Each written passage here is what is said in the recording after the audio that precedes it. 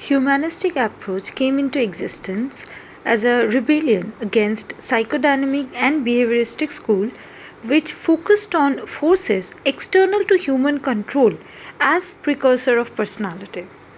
Psychodynamic approach is generally based on instinctive forces, whereas behaviorism is focused on the stimulus response relationship behavior. Mostly, and this relationship was mostly based on the animal researches. Thus, humanistic approach is often called the third force in psychology after the foresaid approaches. It studies the whole individual as an unique whole who exercise a free will and are motivated to reach their potential. Humans in this approach are not mere product of nature nurture, but they have the ability to shape their life. Maslow, Allport and Rogers are noteworthy psychologists in this field. Abraham Maslow, a humanistic psychologist, proposed that human motives are arranged in a hierarchy, and this hierarchy includes deficiency as well as growth needs. In the first, we seek to restore the equilibrium, while in the second, we seek to go beyond it. Growth motivated people welcome uncertainty, increased tension, pain, and are revolutionary. All the human needs are arranged in a sequence from primitive to human. At the bottom of this hierarchy are the basic physiological needs. Before listing the needs in a Maslow's hierarchy, there are several features that one should understand about this theory. First, these needs are believed to be universal. Maslow refers to them as instinctoid, by which he means that many of these, especially the higher needs, are not strong enough to be apparent unless conditions favor their manifestations under favorable conditions. However, they'll appear. Another point is that the lower needs may be sufficiently satiated at one time so that it will no longer appear with major or dominant impetus in the individual's behavior except under very unusual conditions. Satiation of the lower order need seem as a condition on which the appearance of the higher order need depends. Now, at the base of the hierarchy are the physiological needs like hunger, thirst, etc. Maslow emphasized that if one examines such needs in great detail, there are many of them. These psychological needs are the most prominent, and if not satisfied, it dominates the individual, as in the case of a starving man or the man dying from thirst. However, in our society, such needs are seldom dominant, at least in the greater segment of the population, that is, for say they are chronically gratified. Few people fear starvation, for example, but during times of disaster, as in the Great Depressions, chronic gratification is not the case, and starvation or the fear of it can make hunger dominant condition. Next on the hierarchy, that is above the physiological need, comes the safety needs, which also may dominate behavior. Normally in our culture, these seem majorly in the children and are said to underlie both the infant's reaction to strangers, sudden noises, threat of being dropped, etc., and the older children's desire for routine.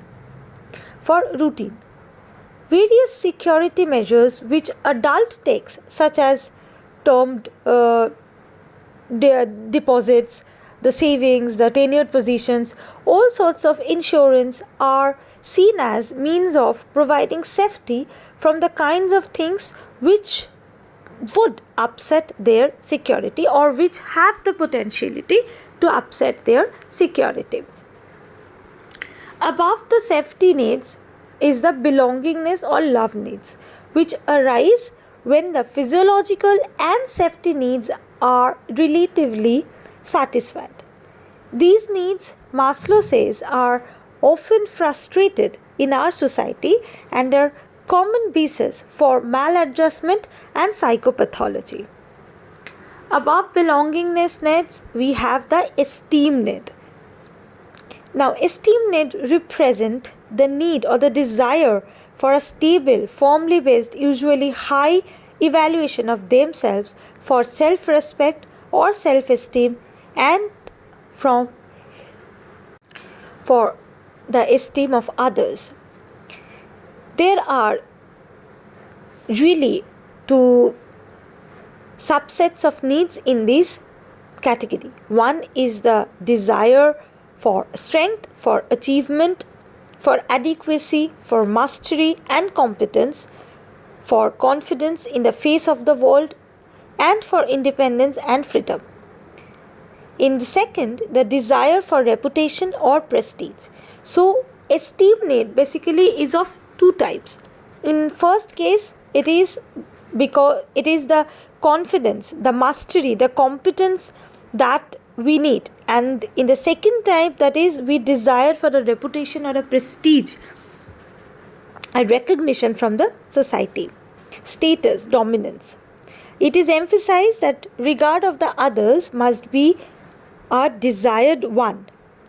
The qualification of these needs bring feelings of self-confidence, worth and strength, capability, adequacy. Next in the line is the cognitive needs. They include the need for knowledge, understanding, novelty and actualization. Then we find aesthetic needs, a desire for order and beauty. If these needs are satisfied, people move towards the fullest development of potential, the self-actualization. A self-actualized person is self-aware, socially responsive, spontaneous, creative, open to novelty, challenge, autonomous. He or she has the essence of human capacity for deep interpersonal relationships. The hierarchy goes further to include the need for transcendence. It involves higher status of consciousness, such as the cosmic visions, experiencing oneself as a part of the universe.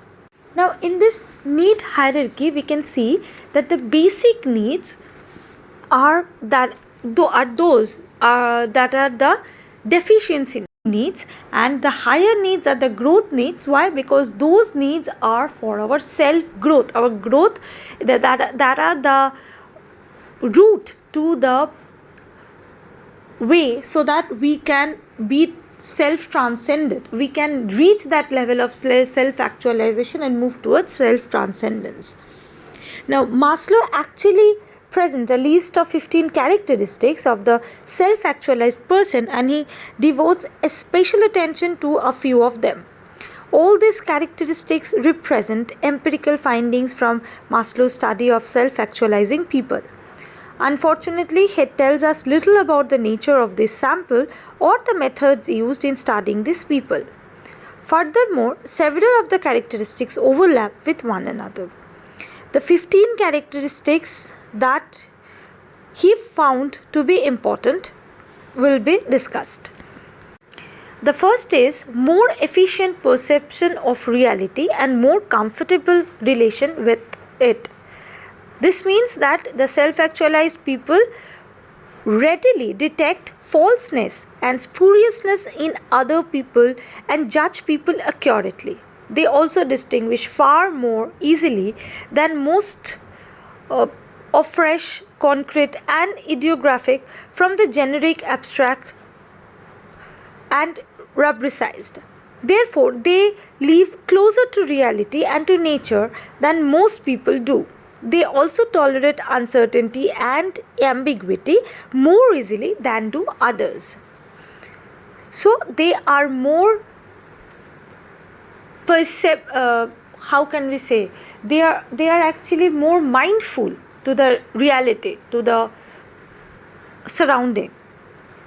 Next is, these people, the self-actualized people, have relatively little guilt, shame or anxiety. That is, they accept themselves and their various characteristics and are not defensive. That is, they have a high self-regard, high self-acceptance. They accept their self as they are.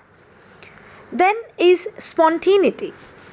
Self-actualized persons are spontaneous in their thoughts and other covert tendencies, and are so also in their behavior. But unconventionality is not a mark of their behavior, for their unconventionality is not put on to impress others and may even to suppress in order not to distress others. The fourth is the problem centering. They are not ego-centered but rather oriented to problems outside themselves.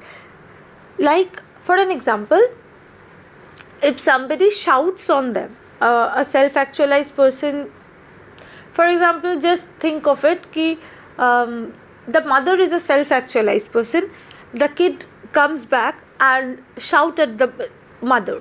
Now mother won't be a egocentric person, that is, she will be addressing the issue as why this kid is scolding me, why my kid is scolding me, how can she or he shout at me when I am his or her mother. So, but she is more of a problem centric, that is, she will be more interested in finding out what experience actually led that kid to shout at his or her own mother. So they are more problem centric than egocentric. They are devoted in the sense of a mission in life. Then they have detachment, the need for privacy.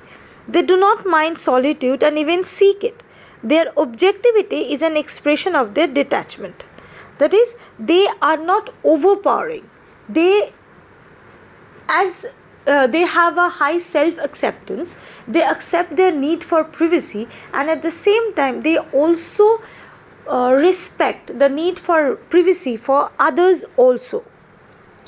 Then the sixth is autonomy, independence of culture and environment.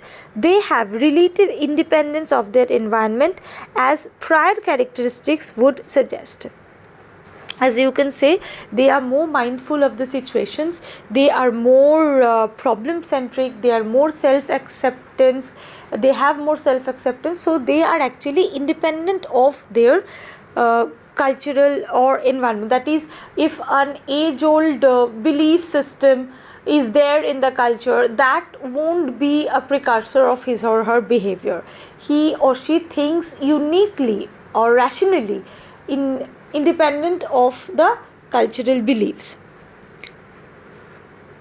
Then the seventh is, they derive ecstasy, inspiration and strength from a basic experiences of life, even on occasion from things they have seen, heard or done many times. Why? Because they are very mindful to situations. As I have said, they know what is exactly going on, and but still they are not readily affected by the situation. They are independent of this. So whatever the experience whatever experience they go through in their life, they basically get new informations, they bring new informations, a new outlook from those experiences. Even if they repeat any incident, the difference or the new essence in the same type of experiences, they are able to bring out that. Then number 8 is, these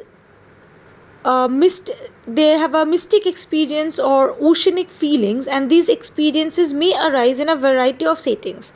They are the feelings of limitless horizons, opening up to the division, the feeling of being simultaneously more powerful and also more helpless than one ever was before.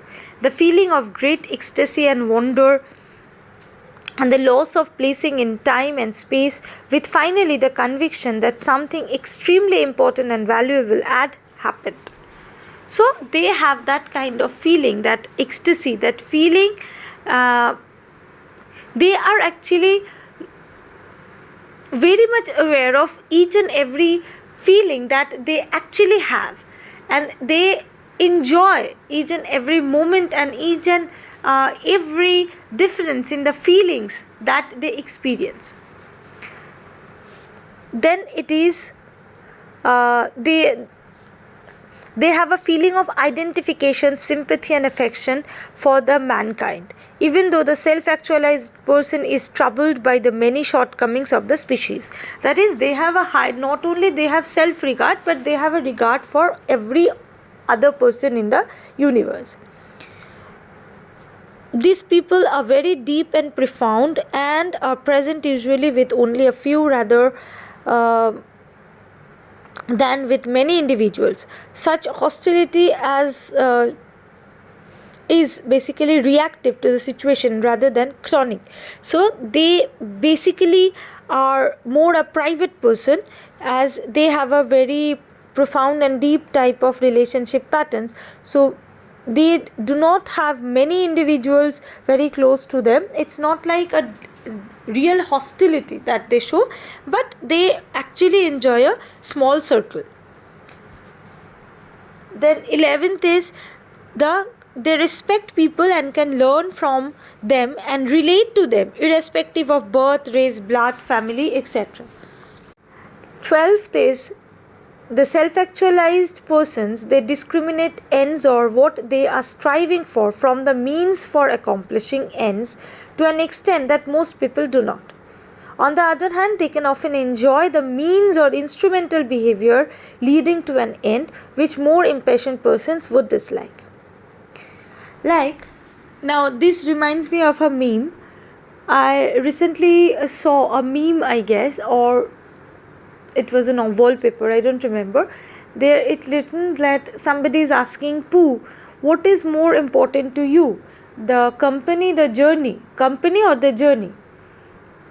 Oh, sorry. What was more important to you? It was journey or the destination, and the Pooh replied, the company. Now, if we see this, that means if Pooh is we can take this example as Pooh is a self-actualized person. Then this destination that they are on to, this voyage, the journey they are taking, so Pooh is very easily, he can distinguish between the journey and the destination. That is what he actually wants his life and what are the means by which he will achieve that. He have a clear knowledge about this, the means and instruments to fetch the goal and the goal itself. At the same time, he has also the ability to regard both. That is, when he is striving for the goal, he does not disregard the means or the path or the instruments that he is using to reach that goal. He discriminates both. He can easily discriminate what is goal and what is means, but he will consider both important in his life and will enjoy the journey and the achievement. Then the self-actualized person tend to be philosophical and non-hostile in their humor. That is, the use of humor is basically philosophical and non-hostile. That means his humor won't be directing in a way that somebody might get hurt by the humorous act. Then self-actualized persons are creative. Though each one of us, we have some kind of creativity, but the self-actualized person, they are creative. And the 15th point is the self-actualized person, they get along in the culture but are detached from it. That is, they are essentially autonomous of it, although not especially unconventional in a behavioral way. As I said, I do not disregard the society, but I would not blindly follow the society as well.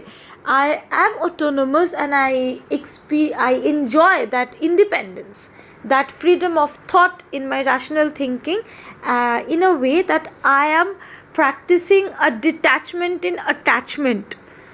So that is basically what a self-actualized person do.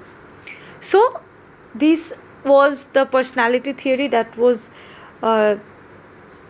devised by Maslow, and his primary focus was on to the needs, that is satiation of the needs, and how this needs, if satisfied, one can move to the level of self-actualization, the most balanced person. The persons who are self-actualized are the balanced individuals, and generally we move, according to this theory, we move up to this ladder of needs to actually reach this peak of self-actualization.